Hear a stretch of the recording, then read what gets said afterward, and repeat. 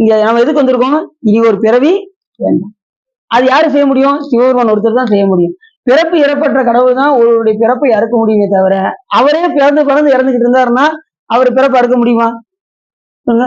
அப்படி பிறப்பு இறப்பு இல்லாதது சிவபெருமான் ஒருவரே. எல்லா நூல்களும் சொல்லக்கூடிய ஒரே கருத்து சிவபெருமான் தான்.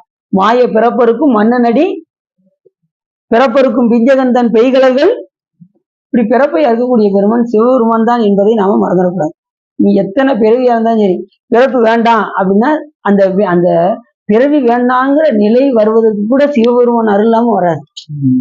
அது எப்போ வரும் அப்படின்னாரு, அந்த பிறவாமை வேண்டும் கூட இந்த உலக பொருள் எல்லாம் கொஞ்சம் கொஞ்சமா மாயில இருந்து நீங்கி நீங்கி நீங்கி வரும்போதுதான் வேண்டாம் வேண்டாம் வேண்டாம் இந்த உலக பொருள் எல்லாம் வேண்டாம் அப்படின்னு ஒதுக்கும் போதுதான் பிறவாமை வேண்டும் என்கின்ற விருப்பம் நமக்கு வரும். அது வரைக்கும் உலகத்துல எல்லாம் அனுபவிச்சுட்டே இருக்கணும்னு தான் தோணும்.